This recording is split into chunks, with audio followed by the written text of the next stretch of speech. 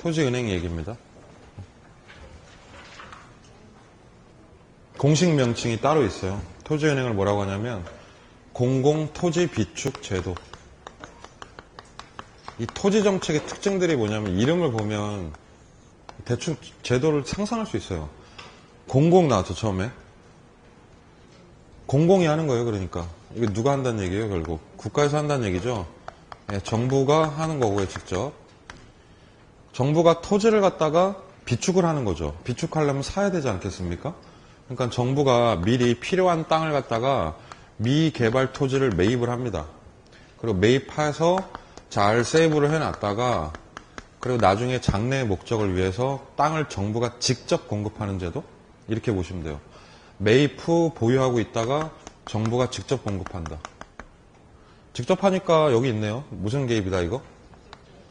직접적 개입입니다. 그 말도 상당히 많이 나와요, 시험에. 토지비축제도는 직접적 개입이다. 근데 정부에서 한다고 그랬는데 무슨 청와대에서 하진 않겠죠, 이거를.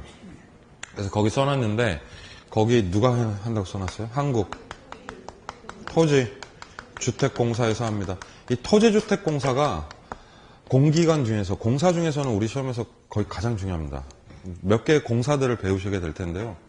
좀 처음에 나온 거예요. 토지주택공사. 토지가 영어로 뭐예요? 영어로 랜드? 그쵸? 주택은? 아, 그럼 이거네. 이게 뭐예요? 우리가 흔히 말하는 LH. LH가 땅하고 집이라는 뜻이에요. 뭐 별거 없죠. 그래서 토지주택공사라고 하는데 얘네 그럼 무슨 일 할까? 얘네 랜드 일하고 하우스 일 하겠죠. 그래서 토지 공급하고 주택 공급하고, LH는 주로 삽질하는 데입니다. 도시 개발하고 주택 공급하고, 그때 이 랜드에 해당하는 토지 업무가 바로 이게 하나죠. 그 중에 하나. 이 비축제도입니다. 그래서 LH에서 매입을 해요.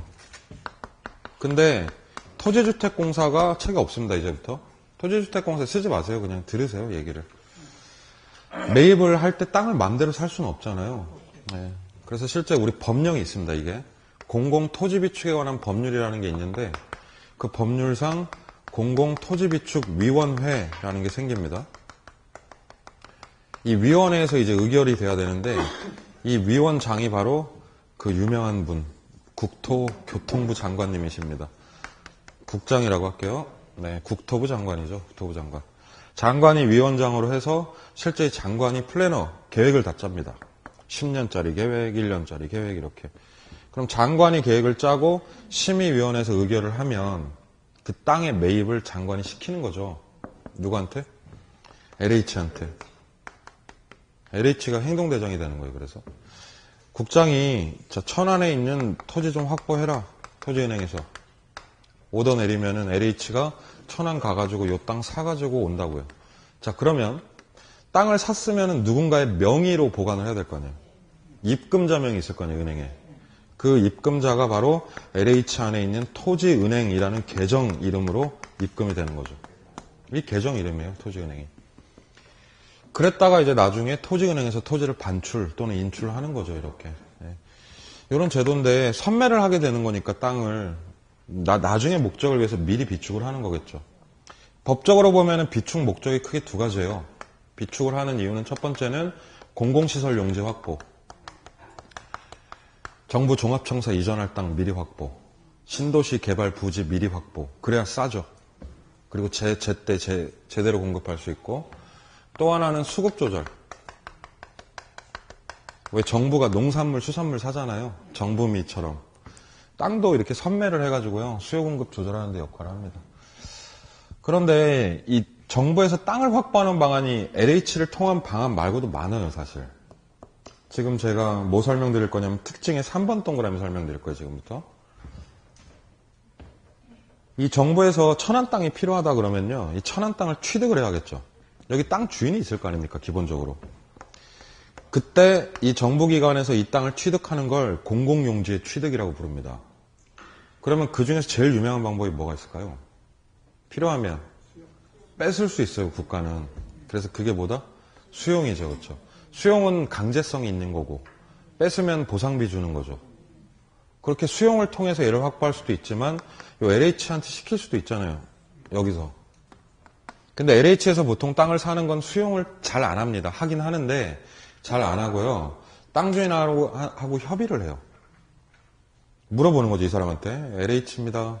당신 땅을 제곱미터당 얼마에 사고 싶습니다. 그럼 팔 마음이 있으면 콜 하시면 그냥 거래하는 거고.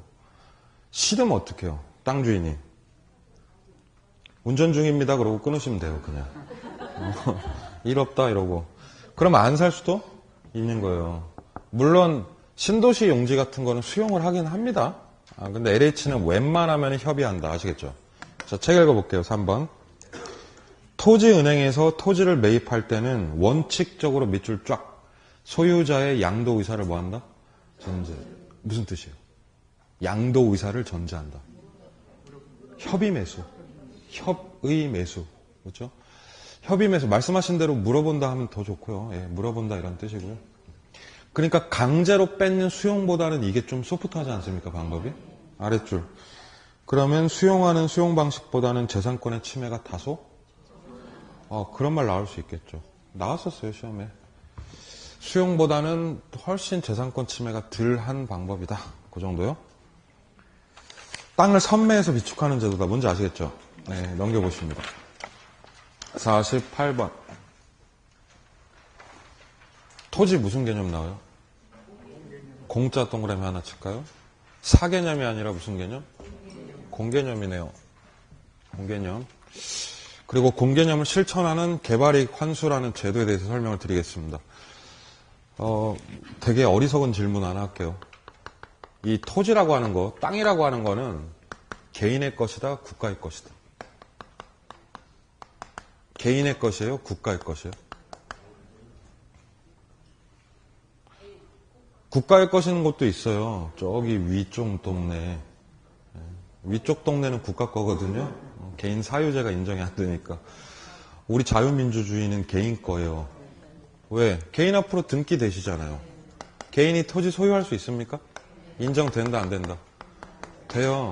우린 민법에 소유권도 있어요, 그래서. 민법상 소유권. 요게 어디 나와 있냐면 211조에 있습니다. 211조 보시면 소유권의 내용 범위가 나옵니다. 세 가지로. 본인은 본인 땅을 갖다가 법적 범위 내에서 3개 할 수 있어요. 3개. 쓸 수 있고요. 돈 벌 수 있고요. 그 땅을 갖다 누군가한테 되팔 수도 있습니다. 자, 민법상 소유권은 3가지 뭐다? 사수처, 사용, 수익, 처분. 그러니까 개인이 땅을 취득해서 돈 신나게 벌고 되파는 이런 권리가 인정이 되는 거죠. 자, 그런데 내가 땅을 써가지고 수익을 내잖아요? 그럼 국가가 그 수익을 뺏어갈 수도 있습니까? 있죠. 정당한 수단으로. 뭘로요? 야, 그럼 이게 이상하다, 이게 말이. 내 소유권인데, 내 소유권이고 내가 돈 버는데 국가가 개입을 하는 거예요. 그걸 공개념이라고 합니다. 이게 공개념이에요. 그러니까 당신의 소유권이 인정을 하지만 국가가 필요에 따르면 당신의 소유권을 침해할 수도 있다, 일정 부분. 이러한 법적 근거가 헌법입니다, 이게. 민법 위의 법이죠. 헌법 122조에 보면 이 국가가 개인에게 제한과 의무를 가할 수 있거든요, 권리에 대해서. 그걸 공적 개념이라고 하고 우리 책에 보시면 1번에 바로 이 공공성과 뭘 강조한다? 사회성을 강조하는 개념이라고 볼 수 있죠. 두 번째 줄. 따라서 소유권에 대한 제한 가능성이 인식이 된다는 거예요. 왜냐면은 개인 땅이기 전에 토지라는 건 누구 땅이니까? 나라 땅?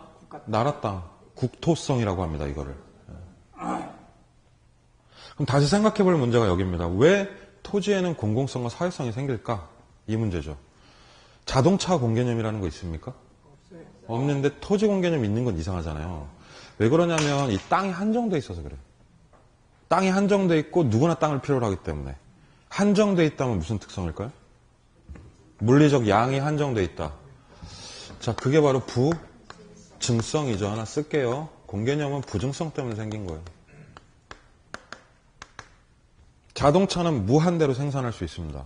그러나 땅은 생산이 안 돼요. 면적은 정해져 있는데 땅은 누구나 필요하다면 정부가 공적 개념을 가지고 그걸 강화하기 위해서 들어올 수 있다는 거죠. 얼마든지. 그래서 개인이 돈을 벌어요. 2억짜리 땅을 샀는데 그걸 5억에 처분했어요. 아따, 돈 많이 벌었다. 그렇죠? 근데 이 3억 원을 개인 권리로 다 인정 안 하고 세금으로 이빠이 뜯어갑니다. 그러면서 내세우는 명분이 바로 이거죠. 아시겠죠? 공개념에 의거해서 세금으로 환수해가면 그 돈 어떻게 써요? 공익으로 쓰죠. 개인의 이익을 환수해서 그걸 공익으로 만드는 이런 활동들이 공개념입니다. 그걸 잘 실천하는 제도가 바로 그 밑에 있는 제도예요. 그게 개발이익 무슨 제도다? 환수제도인 거죠. 그러면 이 공개념에 따르면 3번 오늘날의 소유권은 그 자체가 당연히 사회성을 어떻게 내포하는, 자 다시 밑줄 무슨 권리다? 상대적 권리. 이 말도 좀 어려운 말이죠. 개인의 소유권이 절대적이 아니라 어떤 권리요? 자 보세요. 이게 나라고 해봐요. 나. 이 개인이에요. 그럼 개인이 내 땅을 갖다가 사용 수익 처분할 수 있다 이렇게 설명드렸죠. 민법상. 민법 소유권의 가장 큰 특징은 이 나의 권리를 제3자인 을이 침범할 수 있다 없다? 이게 제3자 개인이에요. 그럼 이 개인에 대해서는 상당히 배타적입니다. 배타. 타인을 배척할 수 있다는 얘기예요. 그럼 이건 독점적 권리죠. 그렇죠? 그래서 얘한테는 이게 절대적으로 배타적이지만 국가가 개입을 한다고 치면은 이 국가를 상대로 하면 얘는 제한받을 수 있죠. 그럼 나의 권리는 상대방에 따라 달라지지 않습니까? 그게 무슨 권리다? 그게 상대적 권리예요. 상대가 누구냐에 따라서 권리 변동이 있을 수 있다는 얘기죠. 절대로 절대적 권리라는 표현을 쓰지 않습니다. 소유권에. 자, 그 권리를 실천하는 제도 설명을 드릴 건데 그게 바로 개발이익 환수제도. 현재 우리나라에서 절찬리 실시 중인 제도입니다. 이게. 자, 이름을 뜯어봐요. 이름을. 여긴 두 가지 용어가 들어간 거예요. 지금. 개발이익이라는 말 하나랑 그걸 뭐 한다? 환수. 환수 누가 할까요? 자, 됐어요. 국가에서 하는 거죠. 그렇죠? 그럼 이 개발이익은 누구 이익일까요? 그렇죠. 개인의 이익이 생겼는데 그거를 환수해서 좋은 데 쓸게 하는 제도예요. 이게. 자, 그래서 시험에는 이 법률이 나오는데 그 법을 적어놨어요. 제가 거기다. 자, 같이 체크 좀 합시다. 개발이익은 언제 생기냐면 첫 번째 개발사업의 시행이란 말 보이시죠? 요거 1번이라고 번호 붙이실게요. 자, 모종의 개발사업이 시행이 됩니다. 그리고 2번 또는 토지 이용 계획의 변경. 여기 2번. 요게 있는 거예요. 자, 이 둘 중에 하나의 행위가 일어난 거예요. 좀 쉽게 말씀드리면 뭐 삼성에서 땅을 샀는데 그 논밭을 샀는데 거기다가 에버랜드를 짓겠다라고 발표를 한 거예요. 그게 뭘 시행하는 거죠 지금? 그럼 땅값이 어떻게 될까요? 말도 못하게 오르겠죠. 그렇죠? 또는 농지가 있었는데 그 농지를 대규모로 택지로 바꾸는 거예요. 그럼 땅값이 어마어마하게 올라가죠. 이 둘 중에 하나의 행위가 일어났을 때 토지 소유자 혹은 그 개발사업 시행자에게 발생하는 지가 상승분이 있겠죠. 그 정상지가 상승분을 초과하는 이익, 정상을 초과하는 이익을 개발이익이라고 명명합니다. 비정상적으로 땅값이 오르는 거예요. 그래서 이 개발이익을 국가가 개입해서 그 이익의 일부를 뭐 하는 거죠? 뜯어가는 제도예요. 이렇게. 환수. 예를 하나 들어드릴게요. 더 쉽게. 좀 극단적인 얘기는 하지만 보세요. 천안이 있습니다. 여기. 천안 땅을 가진 A라는 사람이 있다고 합시다. A가 이 토지를 소유하고 있는 거예요, 지금. 근데 이 A는 되게 평범한 직장인이에요. 맨날 스트레스 받고 야근에 시달리는 직장인. 아버지가 물려주신 건데요. 상속받은 논밭이 좀 있어요, 토지가. 근데 갑자기 오늘 뭐가 발표가 됐냐면 정부에서 행정수도를 이전하겠다. 그래서 개발 청사진을 발표합니다. 공표됩니다, 정보가. 그래서 과천 종합청사를 옮기겠대요, 지방으로. 근데 그게 이 땅인 거예요. 내 땅 위에 종합청사를 짓겠다고 발표한 거예요. 그럼 A의 마음 이해되세요? 이게 상상만 해도 좋다. 이런 게 상상의 임신인가? 너무 좋은데? 그러면 A는, 제가 A면요, 뭐 하냐면 요 상사 뺨부터 한 대 때릴 것 같은데, 바로? 뺨 2대 때리셔도 돼요. 200만 원 주면 되잖아요, 그러고. 말도 못하게 오르죠? 지금 우리 통계를 보면은 행정수도 이전 세종시 토지의 평균 지가 상승률이 26배, 평균. 최고는 84배도 있어요. 땅값이 80배가 오랬다. 그러면은 좋겠죠, 그쵸? 그럼 이 사람은 엄청나게 이득이 생길 거 아니에요. 근데 이 이득은 이 사람의 노동을 통한 소득? 그럼 노동소득은 아니하죠. 네, 무슨 소득이요? 이거 인정 다 안 하겠다는 거지, 이 사람 거. 이게 개발이익인 거예요, 결국. 만약에 이 이득이 100억 생겼다고 해봐요. 그럼 국가가 이걸 개입을 해서 어떻게? 일정 부분을 뺏어가겠다는 얘기예요. 지금 이 제도를 보면 환수율이 20에서 25%입니다. 자, 최고 많이 환수할 때가 4분의 1을 뛰어가요. 그러면 100억에 4분의 1이면 얼마죠? 25억은 기본 나가는 겁니다. 네.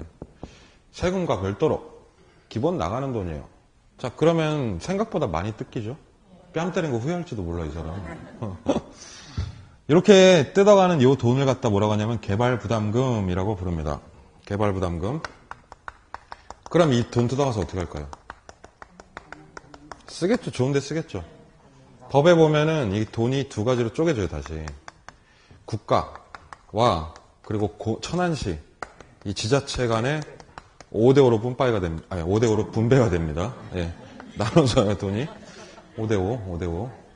12억 5천, 12억 5천. 지들 돈도 아닌데, 그쵸?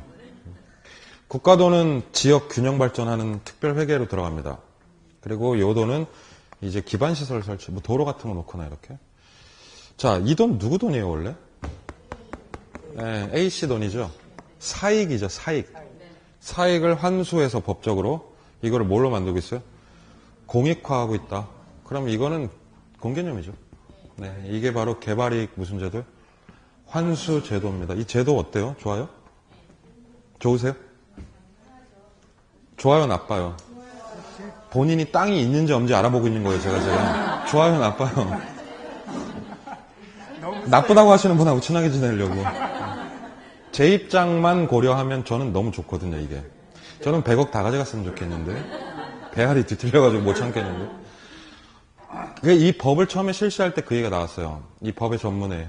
건전한 근로의욕을 고취시키기 위해서. 아니, 이 100억을 다 주면 피땀 흘려 일해서 뭐합니까? 땅 벌어 다니셔야죠, 그렇죠? 그래서 이게 불로소득이니까 환수가 되긴 하죠, 이렇게. 그러면 공익 차원에선 좋은데, 자, A씨가 돼보시라고요, 그러면. 이 사람 마음은 진짜 쓰라릴 거 아니에요. A씨 입장에서는 개발이익 강탈제도. 이건 개발이익 강탈제도예요.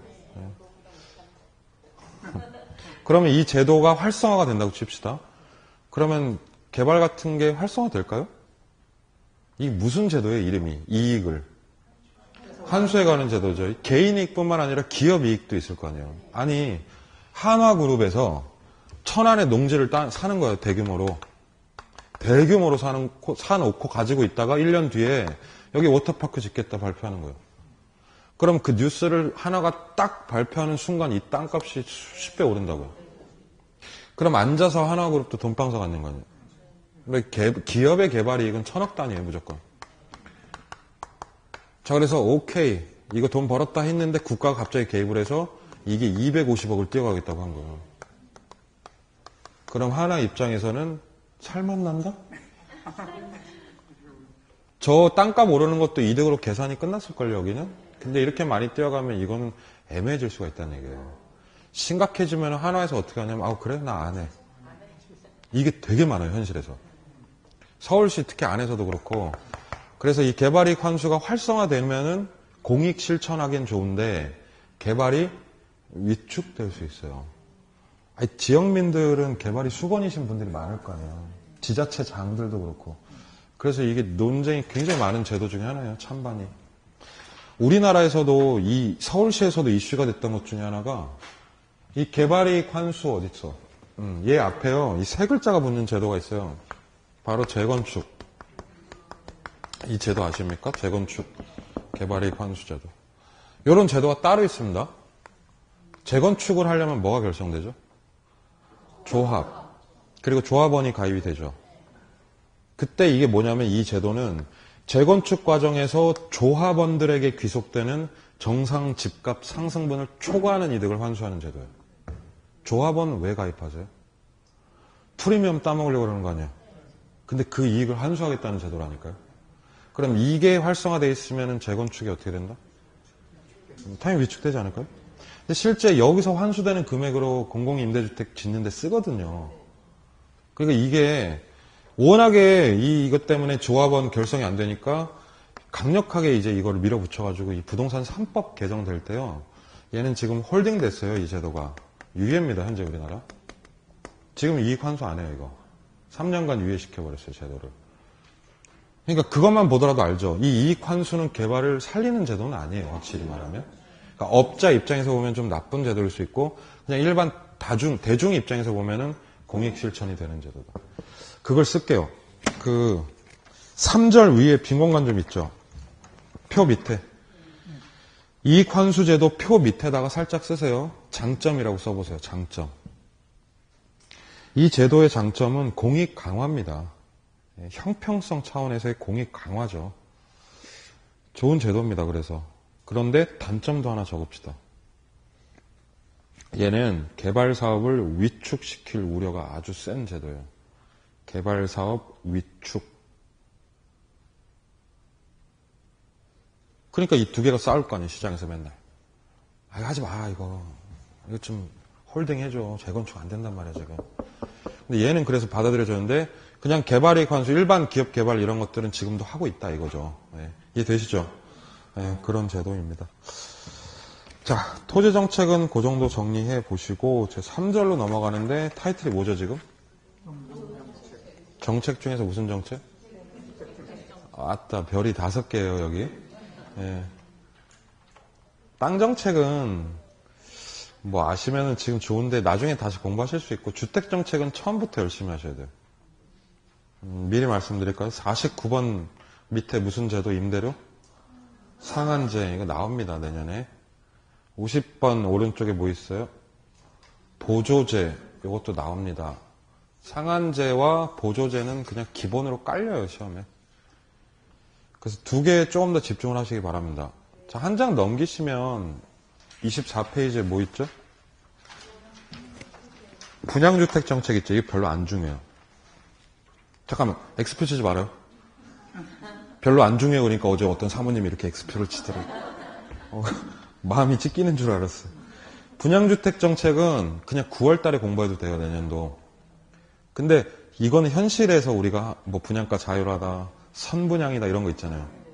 그러면 상식 차원에서 배우시고, 교양으로 배우시고, 학습은 22페이지, 3페이지에 우리가 몰빵을 하는 거예요, 거의. 22페이지, 3페이지는 뭐냐면 임대주택 정책들이에요. 우리 시험은 임대주택이 메인입니다. 그리고 분양주택은 그냥 지식 차원에서 공부하시고. 자, 그래서 주택정책을 들어갈 건데, 이 주택정책을 하면서 미리 해야 될 것들이 좀 있어요. 그놈들이 바로 뭐냐면 수요 공급. 끈덕지게 나옵니다. 이제 보세요. 1시간 내내 나와요, 수요 공급 얘기. 복습을 좀 하려고 합니다. 복습을 얼마나 잘 해놓으셨는지 잘 지켜보겠습니다. 뭐 말씀드릴 거냐면 첫 번째로 수요 법칙과 공급 법칙 말씀드릴 거예요. 빨리 기억을 떠올리는 게 좋아요, 지금. 수요 법칙과 공급 법칙. 그리고 얘네 두 개 정리한 다음에 균형의 이동 설명을 할 겁니다. 이 세 개를 연습해놔야 정책론을 공부할 준비가 된 거예요. 예. 수요 법칙은 둘의 관계였습니다. 뭐와 뭐의 관계냐면 가격과 수요량 간의 관계죠. 네. 자, 기억나시죠? 합니다. 만약에 어떤 물건 가격이 상승하게 되면, 가격이 비싸지면 수요량은 증가, 감소. 비싸면 안 사게 되죠. 이 기본 수요 법칙이었습니다. 가격이 오르면 수요량이 감소한다. 그러면 가격이 싸지면 어떻게 돼요? 하락하면 수요량 증가하니까 얘네 둘의 관계를 반비례라고 불렀습니다. 역의 관계. 무슨 함수예요? 감소함수. 가격과 수요량의 감소함수를 수요법칙이라고 합니다. 그리고 너 가격과 너 양의 관계를 그림으로 그릴 수 있죠? 얘를 수요 곡선이라고 합니다. 세로축에 뭐 있어요? 프라이스 가격, 그리고 가로축에 퀀티티 양. 수요 곡선 무슨 모양? 이렇게. 하향하는 곡선입니다. 수요 공급 수업 안 들으신 분 지금 몇 분 계시는데 동영상으로 꼭 들으셔야 돼요. 2주차 수업이었죠. 그리고 지금 내용이 헷갈리시면 안 됩니다. 절대로. 이 수요 공급 수업은 꼭 들으셔야 돼요. 그 다음에 이제 공급 법칙이 가격과 뭐의 법칙? 공급량의 법칙인데 제가 설명할 때는 집을 팔 때를 생각하라고 그랬어요. 집은 비쌀 때 팝니다. 싸지면 잘 안 파는 거고요. 그러면 가격이 오르면 공급량이 증가 감소. 그렇죠. 공급량이 증가합니다. 그리고 가격이 하락하면은 공급량이 감소하죠. 그래서 공급 법칙을 가격과 공급량의 정의 관계에 같이 움직인다. 정비례, 그렇죠? 증가함수 이렇게 불렀습니다. 공급 곡선은 어떻게 그려질까요? 올라갈수록 늘어나니까 상향 이렇게 됐죠. 그렇죠? 자, 다시 좀 연습 좀 할게요. 가격이 하락한다고 합시다. 시장에서. 가격이 하락하면 수요량은 증가하고 가격이 하락하면 공급량은 감소하게 됩니다. 다시요. 가격이 상승하면 수요량은 감소하고 가격이 상승하면 공급량은 증가하게 되죠. 이게 또 그 사이 보고 대답을 하시네요. 이거를. 못 말린다 내가 진짜. 상도덕에 어긋난. 다시. 가격이 상승하면 수요량은 감소. 가격이 상승하면 공급량은 증가한다. 자, 멀쩡한 시장에서 집값이 올랐다고 해봅시다. 멀쩡한 시장에서 이게 이제 정책에 나와요. 집값이 오르면 수요 공급 동시 반응하죠.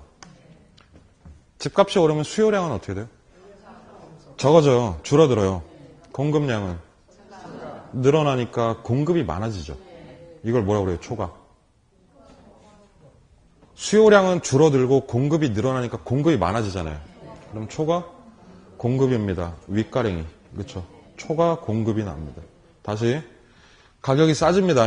집값이 휙 떨어져요. 그러면 집을 사는 수요량은 늘고 집값 떨어지면 공급량은 줄고 뭐가 많아진다? 그럼 초과 수요입니다. 가격이 하락하면 아랫가랭이가 쫙 벌어지죠. 초과 수요. 이 진짜 중요해요. 지금 얘기해서. 약간 조금 불안하거든요. 다시 이거 정리해야 될 것 같아요. 그 다음에 뭐 배우셨냐면 균형의 이동 배우셨는데 균형의 이동이라는 건 수요 곡선과 공급 곡선을 놓고 수요가 증가하면서 나타나는 상황이었죠. 그럼 균형점이 대각선 위로 이동한다. 뭐 이런 거 했었죠. 제가 케이스를 4개 말씀드린 것 같아요. 수요가 증가할 때, 수요가 감소할 때, 그리고 또 이번에는 공급이 증가할 때, 그리고 공급이 감소할 때 이렇게.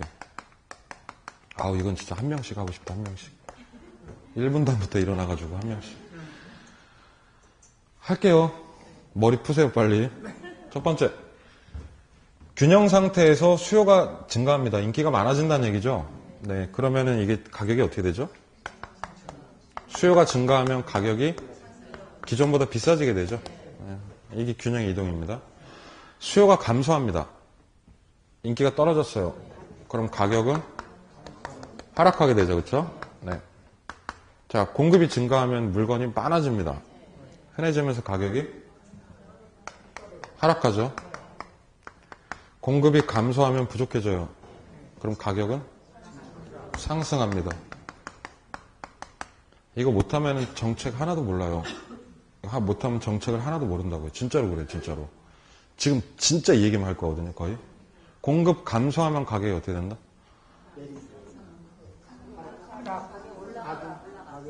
이게 조금 올라오네요. 안에서. 울컥울컥 합니다. 지금. 자, 다시. 공급이 감소하면 가격이 상승. 수요가 감소하면 가격이 하락하죠. 수요가 감소하면 하락.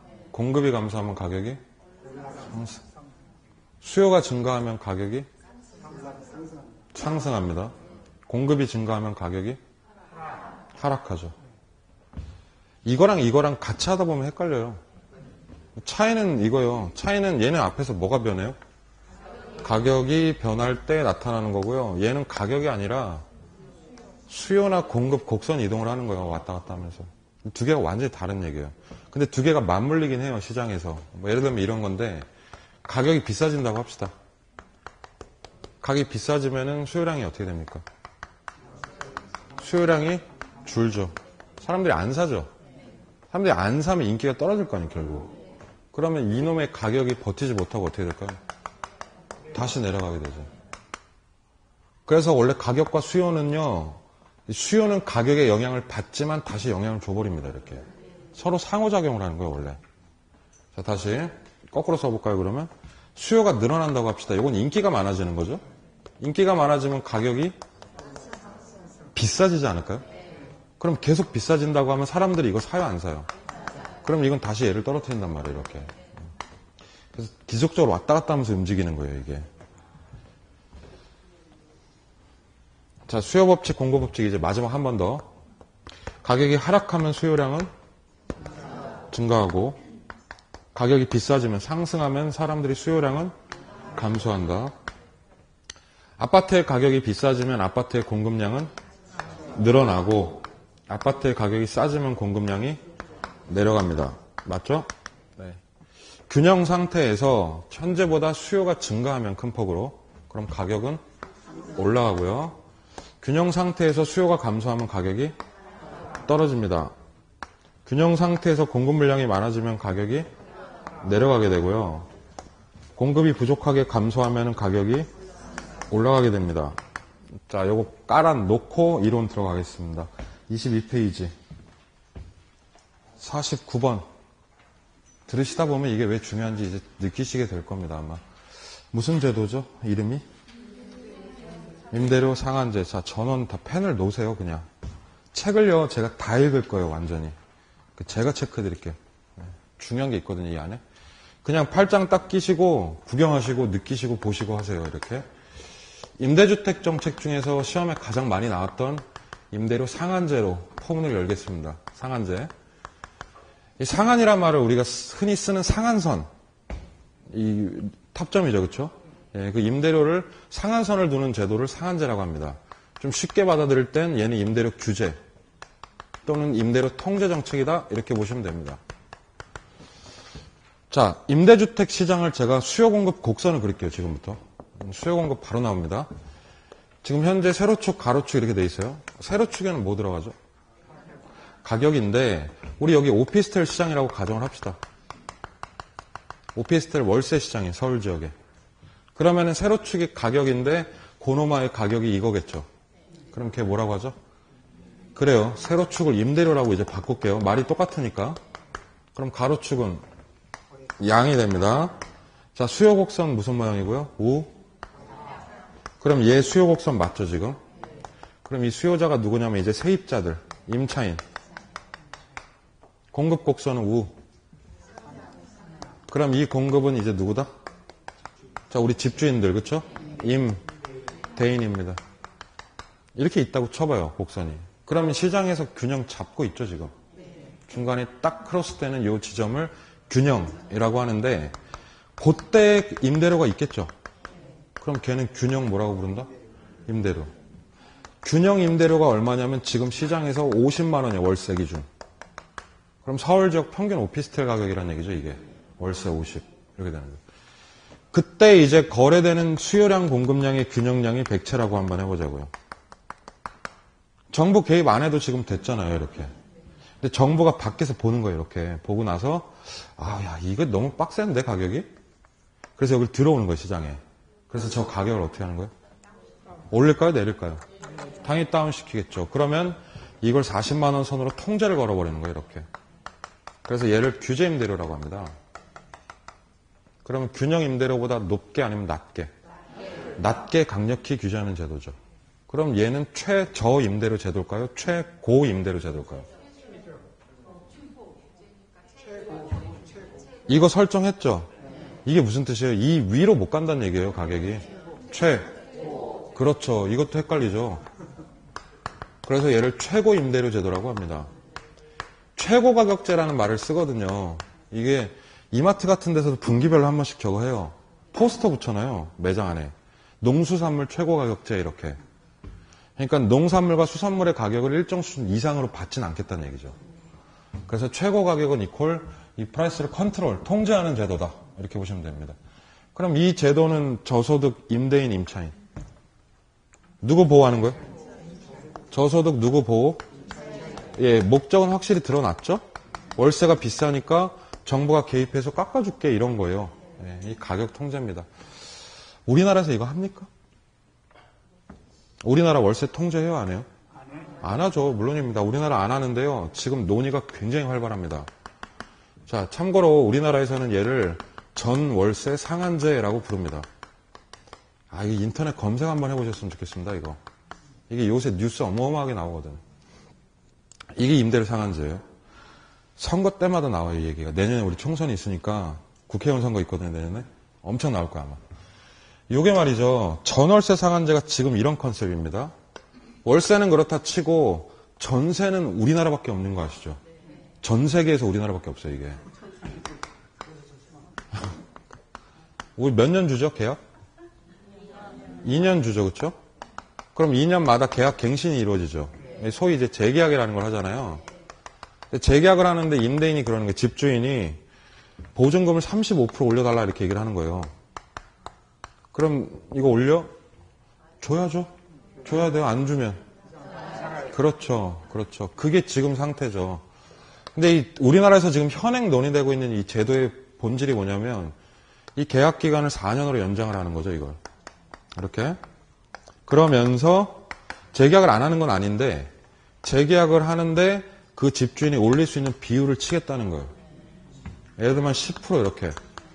이게 이 제도의 본질이에요, 지금 논의되고 있는. 그러니까 집주인들은 이 이상으로 올릴 수가 없게 되는 거죠. 그렇죠? 그럼 이건 입장에 따라서 찬반이 어마어마하게 갈리겠는데? 세입자들 입장에서는 좋을 수 있고 집주인 입장에서는 이건 진짜 빨간 정책이죠, 완전히. 어떻게 국가가 이 가격을 통제할 수가 있겠어요? 그래서 둘에 딱 놓고 반대 찬반이 딱 나눠져 있어요. 당연히 그 새정치 쪽 민주연합 쪽은 찬성, 새누리당 절대 반대 이렇게 돼 있어요, 지금. 근데 이 35%가 너무 심한 거 아닙니까? 이게 제 얘기예요. 리얼 제 얘기예요. 올해 초. 제가 전세 계약을 10회 했는데 올해 저희 임대인이 86세 되신 분이거든요. 네. 그리고 일본에서 오래 사셔서 이 말씀이 추성훈 아버지 말씀하시는 거 보셨나요? 김성근 감독. 야구 하시는 분들은. 그 전화로는 대화가 안 돼요. 솔직히 무슨 말인지 하나도 못 알아요. 일본 말이기도 하고 경상도 말이기도 하고 막 여러 개가 섞여 있어요, 말이. 그래서 만났어요. 만났는데 그분이 커피숍에서 만나자마자 자리에 백지 하나 꺼내놓으신 다음에 이렇게 쓰신 거야. 35%. 그리고 펜으로 여기 이렇게. 그 손끝이 아직도 잊혀지지가 않아. 그래서 저는 헉 했어요. 뭐 이런 게 다 있냐고.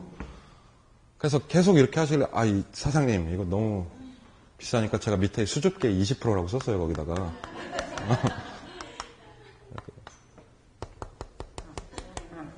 그래서, 이거 어떻게 이렇게 많이 올리시냐고, 지역 시세가 있는데. 그러더니 일어나서 나가셨어요. 3분 걸렸어요, 딱. 3분 걸리시고, 나가시고, 전화 안 받으시고, 그 따님이 문자 보냈는데 나가셔야 될 것 같다고. 그래가지고 쫓겨났어요. 쫓겨난 아파트가 푸르지오입니다. 그래서 제가 말하는 모든 나쁜 사례는 다 푸르지오가 나와요. 이해하셔야 돼요. 자, 제가 푸르지오 사례를 들면 그거는 망하는 거예요. 푸르지오가 망하는 얘기를 하는 거예요. 예. 저의 개인적 사심을 담아 수업을 합니다. 네. 자, 어쨌든 그럼 저 같은 세입자들은 이 제도를 반대할 이유가 없잖아요. 근데 저는 이 제도에 강한 물음표를 가지고 있어요.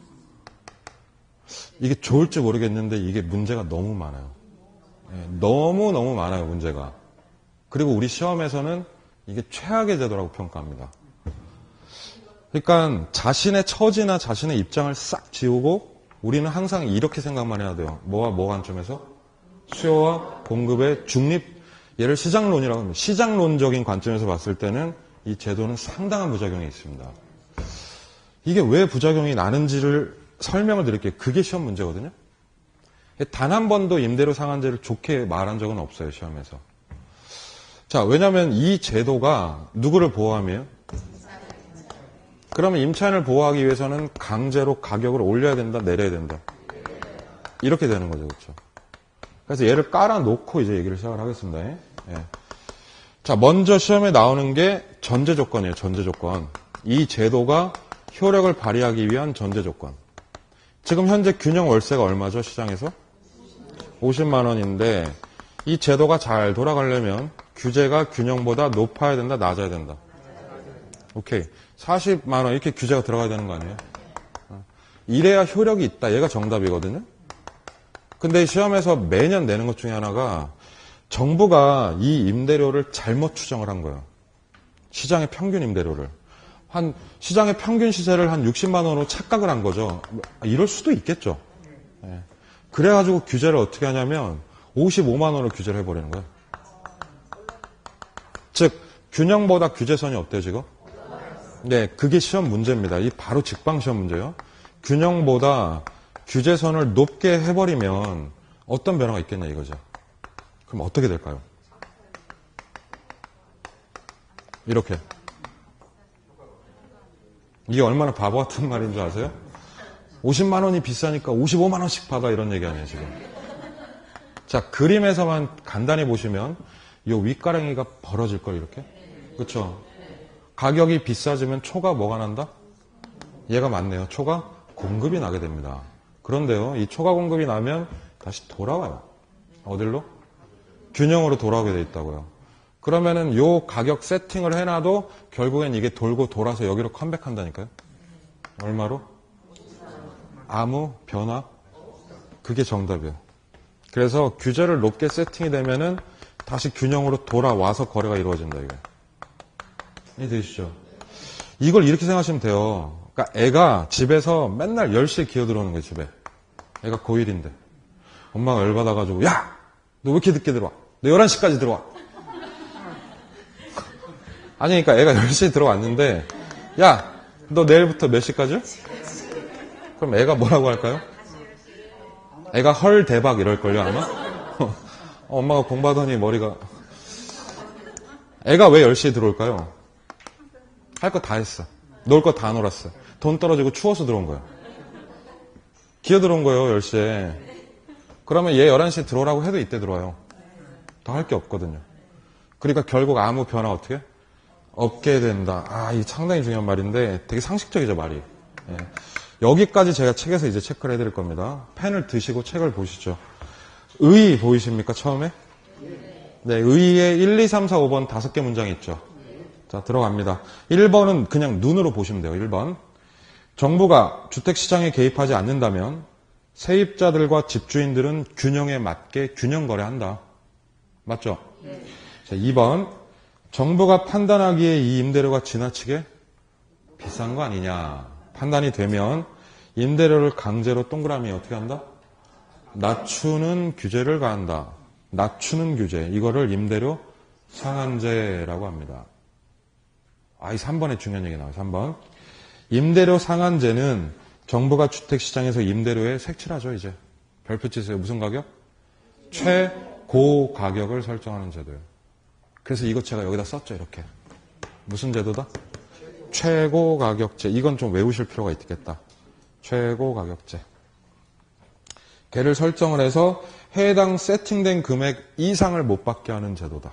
맞죠? 네. 4번에 우리나라 제도 이름 하나 알아둡시다. 이거 꼭 알아두셔야 돼요. 전 월세 상한제. 4번에. 뉴스 나오면 피하지 말고 들으셔야 돼요. 네, 우리 시험 문제 나와요, 거기서. 전월세 상한제 쉽게 말씀드리면 두 번째 줄 끝부분. 재계약 시 어떻게 한다? 임대료 인상 비율을 제한. 35% 과하니까 10%만 이렇게. 뭔지 아시겠죠? 5번에 임대료 상한제는 결국 저소득 임대인 임차인. 임차인 체크. 세입자들을 보호하는 제도다. 자, 내려갑니다. 전제 조건은 별표 걸죠. 지금 막 말씀드렸습니다. 1번. 만약 정부가 시장의 임대료를 오판, 잘못 추산해서 자, 색칠 쫙 줄까요, 지금부터? 균형 임대료보다 높은, 중요한 말이에요. 높은 동그라미. 이 높은 수준의 규제를 가한다면. 50이 비싸니까 55를 받아라 이러면 아랫줄에 어떻게 된다? 아무런 변화가 없다. 이렇게 나오는 거예요. 그러니 효력을 좀 보려면 시장 임대료보다 어떻게? 낮게. 너무 상식적입니다, 여기가. 낮아야 규제 아닙니까? 그렇죠? 낮게 해야 된다는 거예요. 제가 나눠드린 프린트 있죠? 프린트에서 여러분들 22번, 3번 두 개 연결하실래요? 22번 지문, 3번 지문 그거 한번 풀어보실까요? 한 15초 정도, 30초 정도 드릴게요, 시간. 22번, 3번.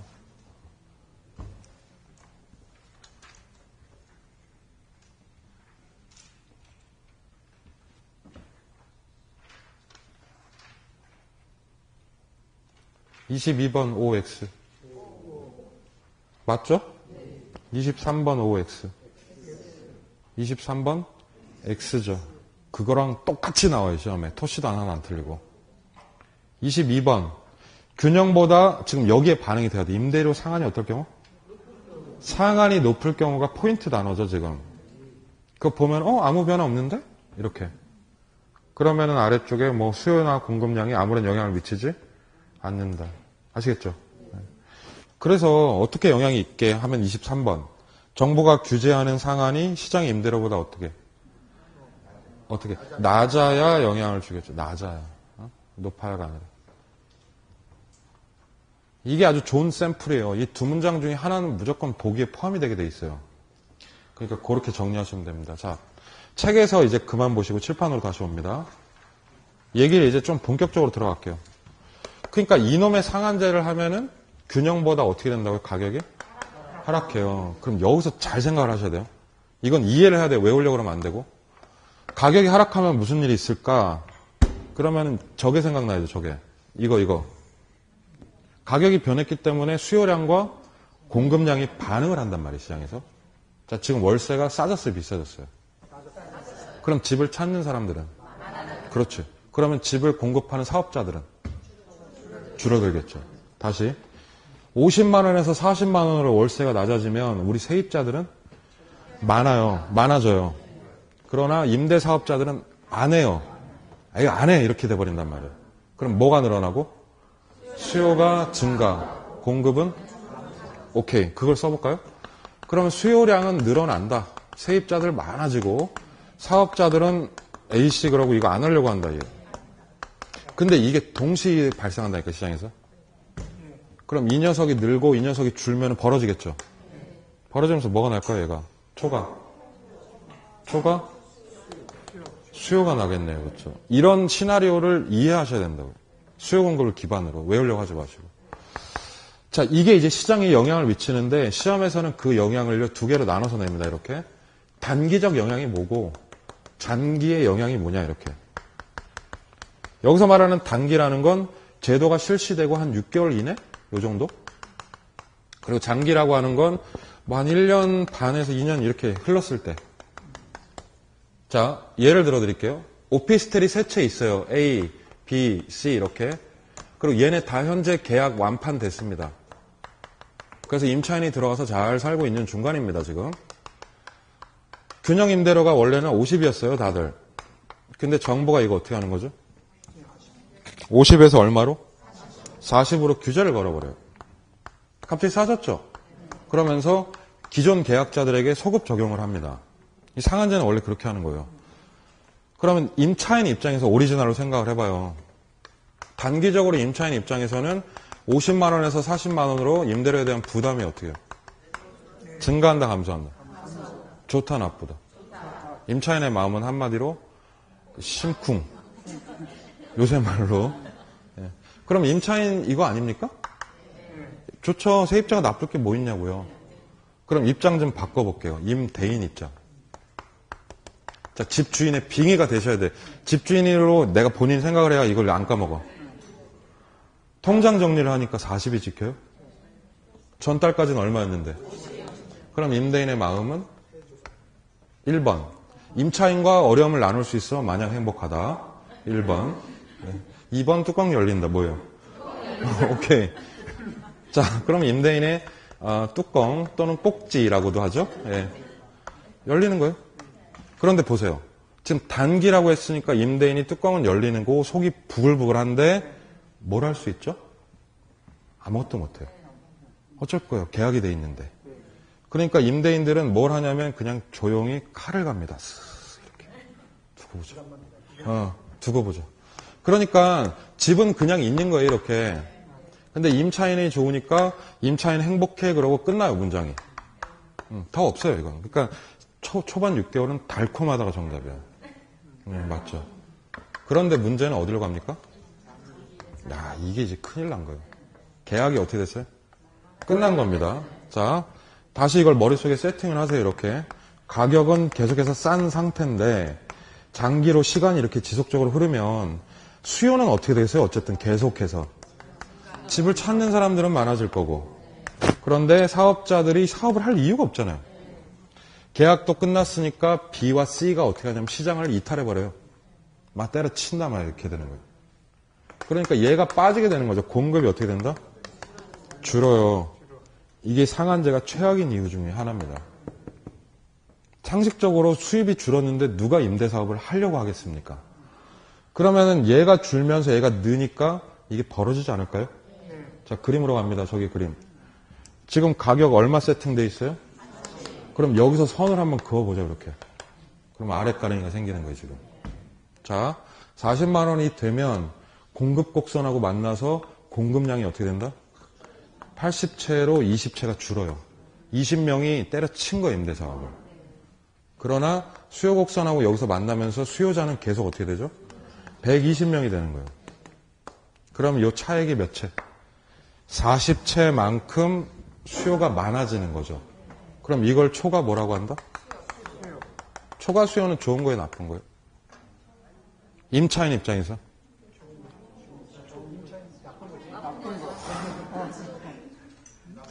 이게 뭐예요, 초과 수요가?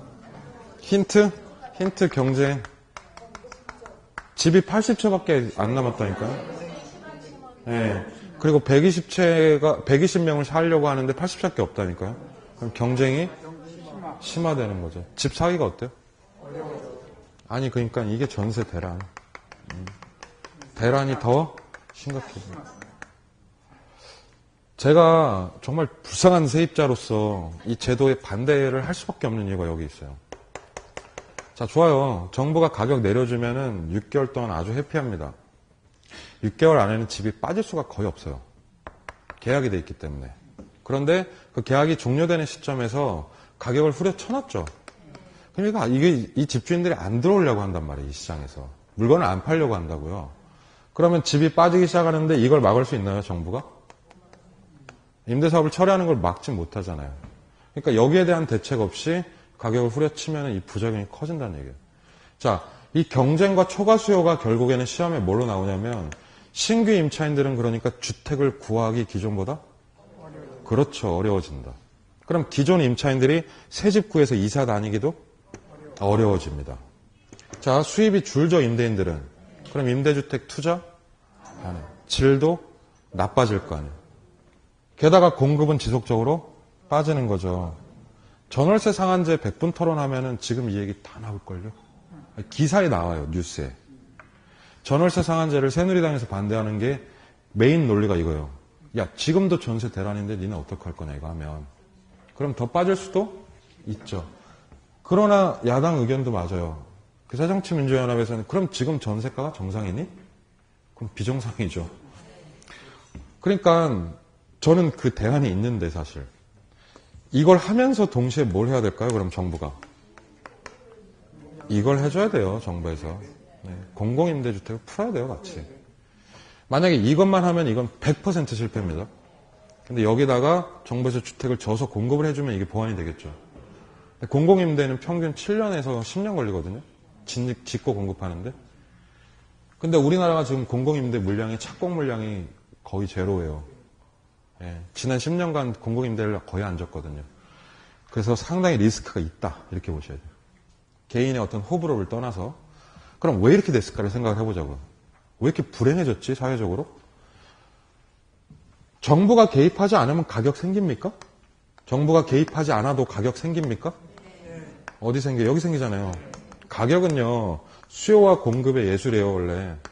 딱 생겼죠, 여기. 근데 이 정부가 가격을 어떻게 하고 싶어요, 지금? 내리고 싶으면은 수요 공급하고 상이라도 해야 될 거 아니에요. 수요를 줄이든 공급을 늘리든 해야 될 거 아니에요. 근데 그런 거 없이 한마디로 말하면 멱살을 잡고 내린 거예요. 가격 내려놓으니까 얘네들이 왜 막 벙찐 거예요, 둘 다. 그러니까 이게 막 우왕좌왕되면서 부작용이 막 터지는 겁니다. 그러니까 이건 시장 친화적이지가 않아요. 예, 가격 통제는 성공 못합니다, 시장에서. 그래서 이런 부작용을 줄이려는 노력에서 나오는 게 바로 50번이에요. 오른쪽에. 그게 무슨 정책? 보조 정책입니다. 가슴이 무지 아픕니다. 만년 세입자 주제에 이 제도를 반대를 해야 된다니. 자, 우리 책에 보십시다. 책 읽고 좀 쉬죠. 실시 효과 보이십니까? 실시 효과에 되게 두꺼운 박스 보이시죠? 22페이지 아래쪽. 22페이지, 22. 찾으셨어요? 네. 자, 처음에 뭐라고 써져 있어요? 임대료. 상한제가 실시되면 임대료가 어떻게 된다? 하락한다. 그 옆에 가격 하락 색칠합니다. 가격 하락 색칠합니다.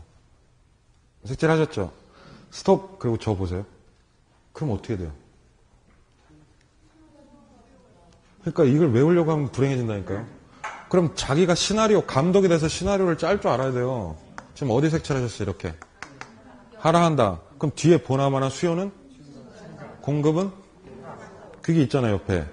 예. 싸졌으니까, 와, 세입자 많아지겠구만. 야, 이게 집이 빠지겠네? 이걸 이해를 하시면 된다니까, 이론을. 예. 그러면 거기에 살을 붙이는 게 밑에 얘기라고요. 자, 쭉 들어가 볼까요? 1번부터. 규제가 실시되면 임대료가 하락하게 되어서 단기 동그라미. 단기에 임차인의 임대료 부담은 50에서 40으로 어떻게 된다? 감소합니다. 2번에 단기 동그라미. 그럼 단기에 규제를 하더라도 집주인이 바로 때려칠 수 있다 없다? 그럼 공급이 바로 줄진 않겠네요. 그러니까 상한제가 괜찮은 효과를 낼 수 있어요. 두 번째 줄에. 그래서 낮아지는 임대료만큼 자 밑줄 임차인들은 어떻게 된다? 혜택. 심쿵. 행복해. 하트 그려놓으시면 될 겁니다. 그럼 단기 임차인들이 좋은 건 이해되셨죠? 나 좋습니다. 3번. 하지만 그리고 이제 지옥의 문이 열립니다. 규제가 실시되면 임대인 밑줄. 자, 임대인 입장에 생각해 봅시다.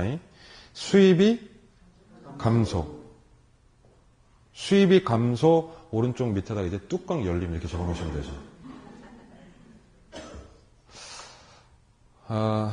그게 너무 천박하시면 뭐, 화가 난다.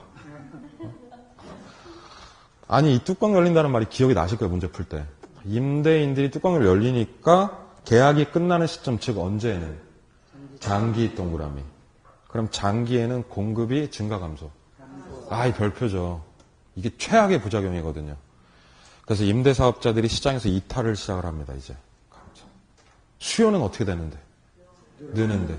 자, 두 개 겹쳐집니다. 4번. 즉, 규제는 장기적으로 주택에 대한 색칠 별표 초과 수요. 초과 수요 이해 잘 하세요. 이거 초과 수요면 그 밑에 줄에 있어요. 전월세보다 대란이에요, 이거. 경쟁이 장난이 아닌 거예요. 백화점에서 세일하면은 사람 드글드글한, 득실득실한 그 얘기예요, 이게. 안 좋잖아요, 그렇죠? 그래서 그런 부작용이 있다는 거죠. 5번. 이렇게 된다면 이 전월세 대란 때문에 신규 임차인들은 주택을 구하기 빡세고 어렵고, 그리고 주거 이동이 저하된다는 말은 이사 다니기 어렵다. 그리고 아랫줄. 임대인들은 어차피 투자 안 하겠죠, 이제 집에. 그럼 투자 저하. 그러면서 질도 저하. 나아가서는 공급의 지속적 감소? 있을 수 있다는 거죠. 상한제를요, 시험에 맞게끔 비판하실 줄 알았으면 좋겠습니다. 공급이 줄어서 이 모든 문제가 초래되는 거예요. 왜 공급이 줄었다? 그럼 본질이 여기 있네. 왜 공급이 줄었다? 가격을 후려쳐버렸으니 공급이 들어올 수 있나? 그렇죠? 이해되죠? 네. 그게 상한제고요. 그 50번에 이제 들어갈 건데 지금 잠시 쉬었다 할 거예요. 쉬시면서 프린트 뭐 24번부터 한번 쭉 보세요. 또 지문도 몇 개 있죠. 쉬었다가 규제보다 나은 제도, 보조 설명을 드리겠습니다. 칠판 지우지 마시고 그냥 두시면 돼요.